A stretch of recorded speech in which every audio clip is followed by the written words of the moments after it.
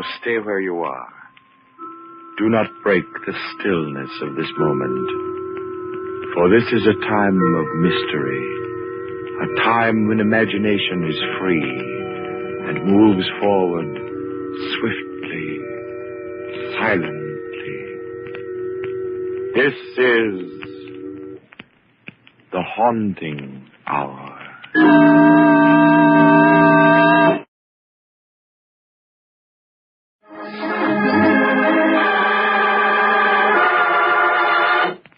Date in the dark.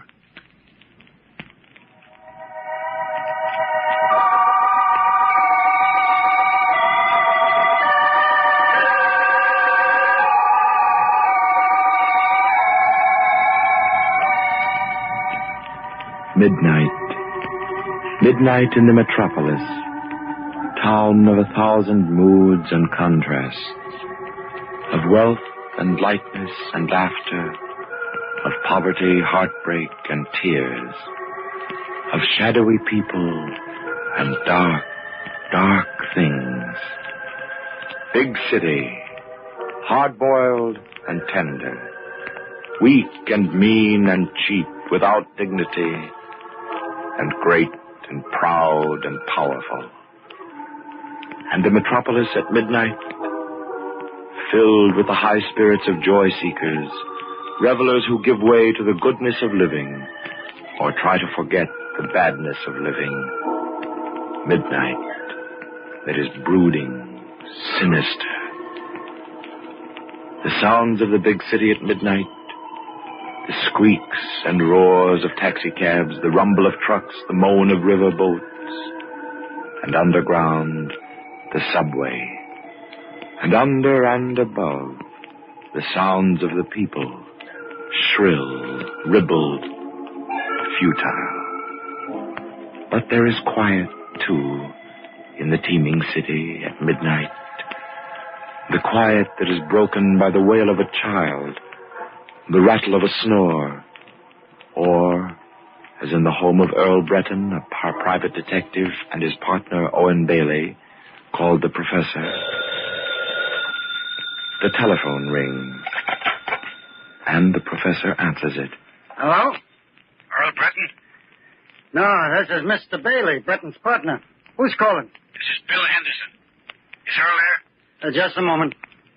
It's Bill Henderson, Earl. Do you want to talk to him? Bill Henderson? What does that crooked politician want? Sounds very anxious. Oh, that's too bad. Tell him I'm very busy. I gotta go to sleep. Hello, Mr. Henderson. Yeah? I'm sorry, but Mr. Breton is not in... Bailey. If Earl doesn't talk to me, he may be responsible for my death. I can't possibly see how that... Let me have the phone, Professor. Hello, Henderson. Is you, Earl? Yeah, what's on your mind? I gotta see you right away, Earl. Can you meet me down at your office? Office hours are from 10 to 2, Henderson. You know that. I'll see you tomorrow. No, wait, Earl, wait. I tell you gotta see me tonight. Now, look, I can't... Wait until tomorrow, because I may never get there tomorrow. How do you figure? I can't explain it on the phone, but I know what I'm talking about. I gotta see you tonight. Got it. Where are you now? I'm at my house. Okay. Give me a few minutes to get a cup of something warm. I'll meet you down at the office. Oh, thanks a million, Earl. Never mind the thanks. Bring some money with you. Don't worry about that, Earl. This is worth anything to me. Goodbye. What seems to be his trouble, Earl? Well, he's probably swindled one guy too many. Good. What do you mean, good? I mean, he picked a good time for it. We can very well use the money, you know. Well, you can start drawing the bill now, Professor. And remember, after office hours, it's triple the usual.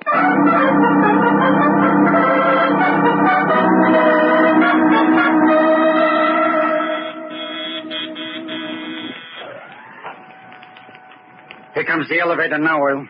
If we ever make enough dough, Professor, remind me to move out of this broken-down building. All buildings are pretty much alike at this hour of night. How do they expect one old guy to take care of this whole thing by himself? He manages if you don't rush him. Yeah. What devil has got his finger on it? It's you, Mr. Breton. Faith, you'll never be known as a patient man. I hate waiting for elevators, old-timer. Good evening, Mr. Bailey. Good evening.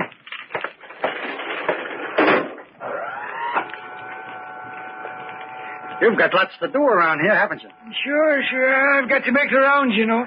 How's business? Oh, very slow, Mr. Breton. You're the only two people I've seen all night. Hey, it's pitch black out here, isn't it? You want me to put the hall lights on? Don't bother, old-timer. We'll make it.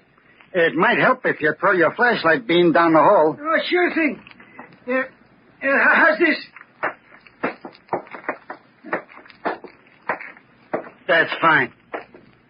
Here. I've got the key, Earl. Right. Thanks, old-timer. We're okay now. I'll be seeing you on the way down. Now, if I can just find the switch. Here. What's the matter with the light? Looks like the switch don't work. It's working all right when I left this evening. Where'd I find the desk lamp?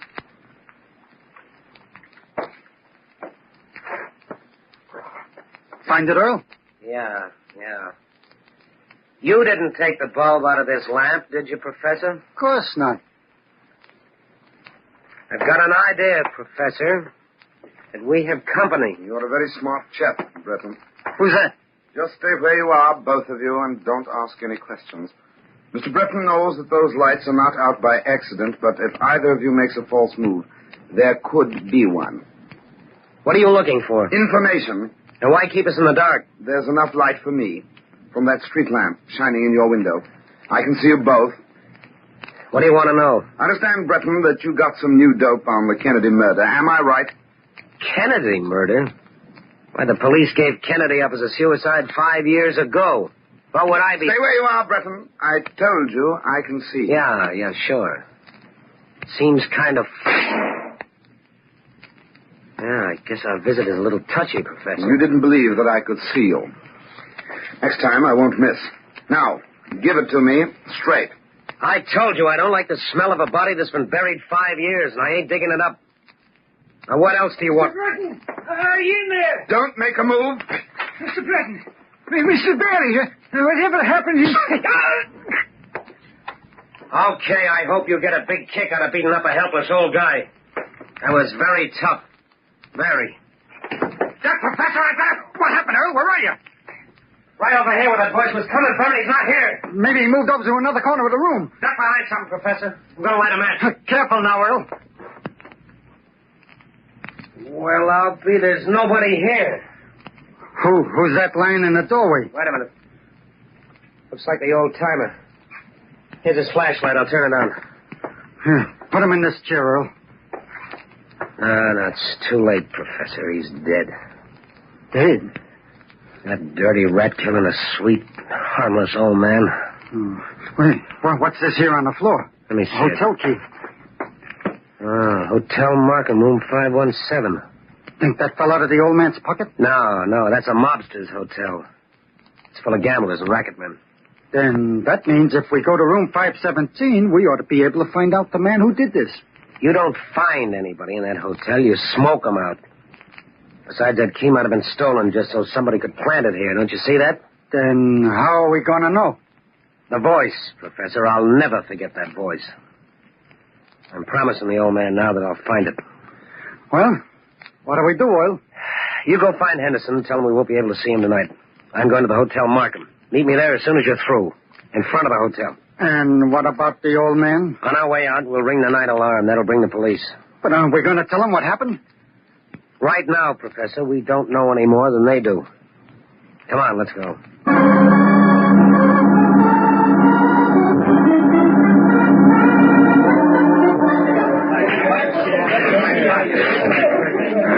Anything I can do? Oh. Hello, Breton. How's the hotel business? Oh, we don't complain. Who's up in room 517? Who wants to know? I understand there's a game going on. So? So, I'd like to get in.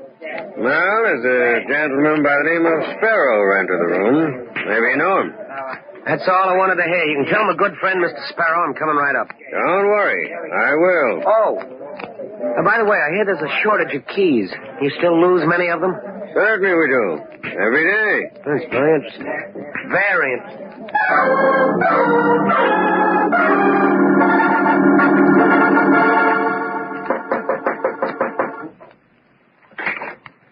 Well, look who's here, fellas. My old pal, Earl Breton. Hiya, Sparrow. Fine. Come on in. How's the game? Pretty good. You want to take a hand? Yeah, maybe. How long you been playing? Oh, about 12 hours. Now, meet the boys. All right, fellas. This is Dan Huber. He's new in this town. Yeah? Didn't take you long to find this place, did it, Dan? Mary, I got a nose for this stuff. Yes. And you know Harry Jackson, Earl, don't you? Sure, I know Harry. How are you, Harry? Fine. What did you say, Harry? I said I'm fine. That's what I said. Sure. Now, this is Willie Garvin, and over here... That's a funny name, Willie. What's funny about it? How do you spell it? Garvin. Why? Does it sound familiar? No, Willie, no. And I don't have to introduce you to my partner, Joe Murray, huh? Hello, Joe. Hello. Funny to find you and Sparrow in the same game, Joe. What's funny about that? Well, after all, you and Sparrow are partners, aren't you? Nobody said for you, Breton, and if you don't like what goes on here, you can shove off. Come Get it? on, Earl. When are you going to stop binding up Joe? Anyhow, he just come in a few minutes ago. So we really just started playing together. Oh, just came in a few minutes ago. Where were you, Joe? Since when do I report to you? Well, I'm just curious, that's all. I told you before, Breton, I don't like coppers, and that still goes. Now, let's get the game going. Well, Earl, you taking a hand? Sure, but first I gotta get the professor. He's got my dough. I'll be back in a few Wait a minute, Breton. What are you trying to pull? Why didn't you bring your dough in the first place? I just wanted to see who was in the game. Oh, sure. Joey's got a right to know. Go ahead, Earl. Get your dough. Oh, but don't forget to come back, huh? Otherwise, it wouldn't look so good, huh? Sure, don't worry. I'll be back. Earl,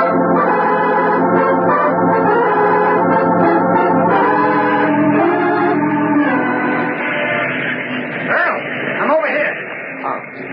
How long you been waiting, Professor? I just got here. Did you find out anything? No, not a thing. I listened to every voice up there. Not one of them was the right one. How about you? Did you see Henderson? Yeah, that is, I didn't see him, but I found out about him.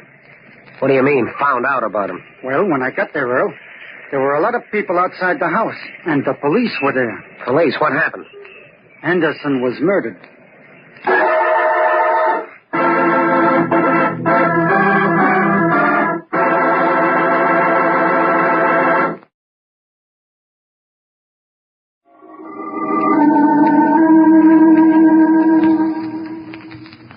It was midnight when the phone rang in the home of Earl Breton, a private detective. A man named Henderson was calling. Henderson, a crooked politician who insisted he was in danger of being killed, and that he had to see Breton immediately. Earl agreed to meet him in his office, but when he and his partner, the professor, arrived a few minutes later, they were faced with a peculiar situation. The lights in the office wouldn't work, and before they could investigate, a voice challenged them from the darkness. Their unknown visitor fired at them, purposely missing, in order to warn them that he meant business. The sound of the gun attracted the attention of the night watchman. He came to investigate and was killed by the intruder, who disappeared, leaving Earl with the old man's body and a clue, the key to room 517 at the Hotel Markham. They rang the police alarm, and Earl sent the professor to intercept Henderson, to break the appointment they had with him. Then he went to the hotel, to room 517, where he expected to find the killer. He interrupted a card game, but Sparrow, the gangster who was registered in 517, invited Earl to sit in, much to the displeasure of his partner, Joe Murray. Breton accepted, promising to return soon. He went down to the street where the professor was waiting. The professor had news for him. Henderson had been murdered. How did you find out he was murdered, Professor? I overheard two policemen talking to one another.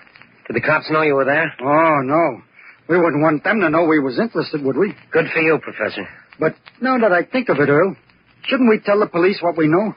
Well, that's a good idea, except that we don't know anything they can't find out for themselves. But they don't know that Henderson called us to meet him at the office.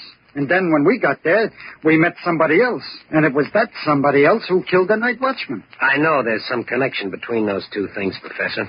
In fact, if I didn't know Henderson's voice so well... You'd say that it was the man at the office who imitated it? Sure, that's an old trick. A man disguises his voice to sound like...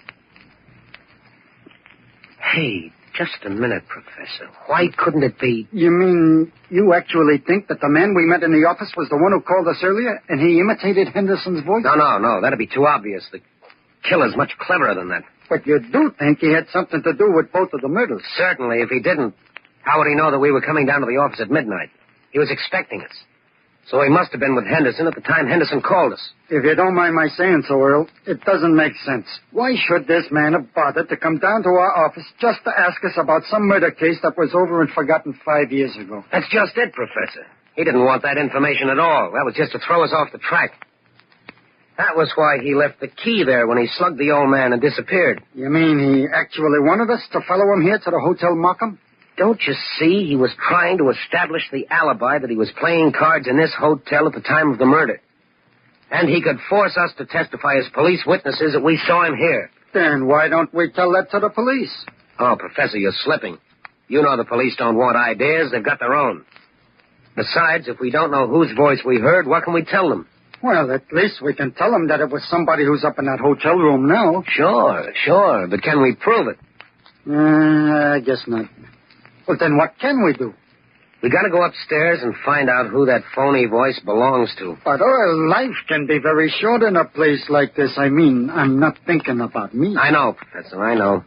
But I made a promise to that old watchman that I'd find the guy who killed him, and I like to keep a promise. But we ain't got enough money to play cards with those people. They don't know that. Well, I don't think it should take them more than one hand to find out. All right, then you'll have to stall. Now, one of those guys up there has a phony British voice. So? Listen. Stay where you are, Breton.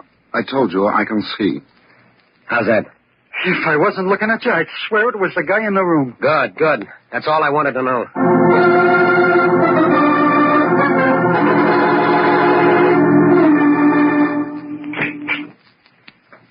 I knew you'd keep your promise to come back, Earl. Oh, why not? This is my night, Sparrow. Well, come on, take a chair. I think I'll let the professor play for me. I do much better when I'm looking over his shoulder. Suit yourself. Let's get going. You're holding up the game. How many tips, Professor?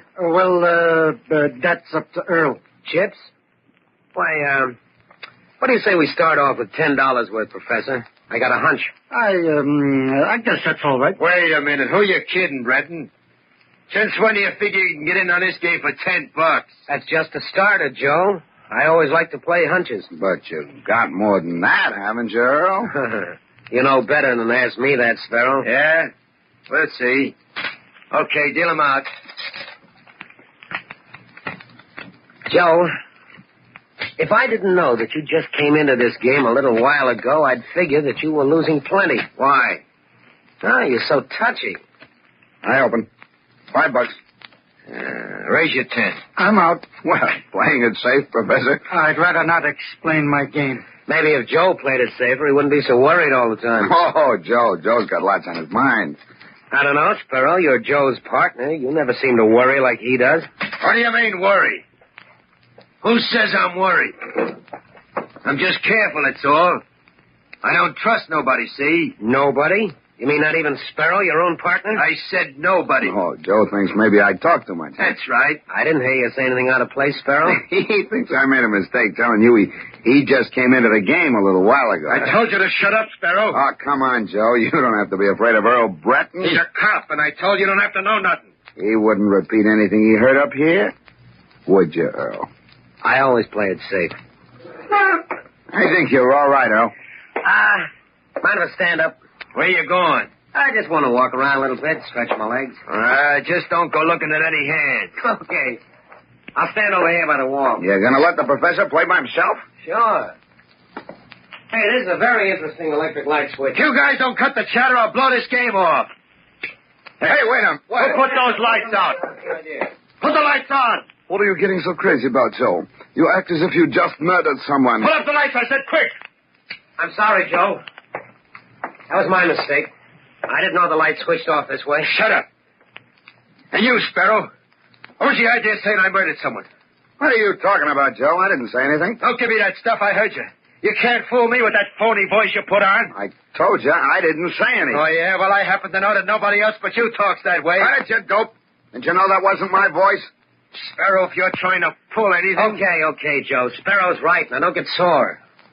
It was my fault. I didn't know. That ain't the point, Breton. I want to know what he's trying to pull. And it ain't none of your business, copper. I just wanted to tell you I'm sorry. It was my voice you heard, Joe. What? Why, you... All right, what's the game, Breton? No game, Joe. Just a joke, that's all. Sure, Joe. Just a joke. Very funny, too. Can't you take a joke, Joe? Nuts. All right, Breton. You want to stay in this game, get up some real dough, or beat it? Okay, I'll come clean with you.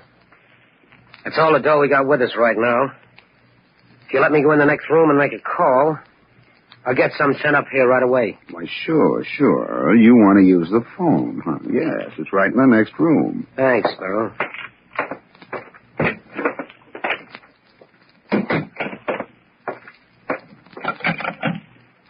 This is the desk. Hello. Get me Spring 73100. Spring 73100. Fine. Who are you kidding? That's police headquarters. Say, have you got any complaints to make? Hold on there. Hey, wait a minute. What goes on here? Just one of your keys. Oh, hello, Sparrow. I can't say much for your phone service. No? What's the matter with it? They wouldn't get a number for me. I see. Who you're calling is so important. The police. I guess I can wait. Yeah. Say, I'm glad you came in here, Breton. I wanted to have a little talk with you. Alone. You wouldn't use that revolver right here in this room, would you? Wouldn't I? You know, I can do pretty much as I want to in this hotel. You know that, don't you? Yeah. But if you killed me now, wouldn't you have to tell Joe why you did it? Well, what do you mean? I mean, wouldn't you have to tell him that you were tired of being partners with him and Henderson? That you wanted the whole racket for yourself? So that you killed Henderson, trying to make it look as though Joe did it so he could take the rap? If you're trying to talk loud so Joe will hear you, I might as well tell you he just left. Well, at least I found out it was you who slugged the night watchman in my building tonight. So what? Just that you killed him, that's all. You shouldn't have gotten away. Then you're admitting that you killed Henderson and the watchman. Only to you, Breton. And I'll tell you why. Because I'm going to make sure that you'll never be able to tell it to the cops. See? I don't have to tell them, Sparrow. They know about it already. Oh, sure. You gave them all this information before you came up here. No, I didn't tell them. You did. You know something, Breton? I'm beginning to think you're a little bit nuts. I suppose you wouldn't believe me if I told you the police are listening to you right now? They heard you admit all this to me? Oh, now, wait a minute. Don't tell me you hid him in my closet. No. But they're right outside in that room where we were just playing cards. You're crazy. Why don't you take a look? Because I ain't dumb enough to turn my back on you. Then that makes it easy for them to come in. Drop the gun, Sparrow. Give it here. But it is the cops. But We heard the whole thing outside, Benton. Pretty smart. how did you get the cops up here? I didn't get them, Sparrow. You did. Cut it out, Breton. It's true. You know the best way to bring the police is to leave a hotel key next to a dead man, and that's what you did. Yeah, but you picked it up. Not me. I just made a mental note of it, that's all. What puzzles me, Earl, is how you know the police were out here when you made Sparrow talk. Ah, that was easy. When I tried to put through a call before, I heard a voice at the switchboard asking about a key. And I just played a hunch. Now, I'm glad we got here in time. Come along, Sparrow. Well, Professor, let's go home. Yes, Earl. Oh, and look, if our phone rings again tonight, don't answer it.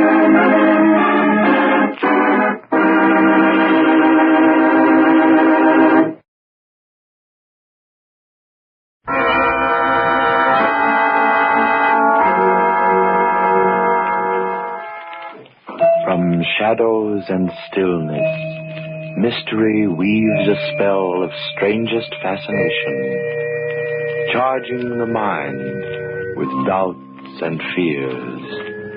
For mystery is a strange companion, a living memory in the haunting hour.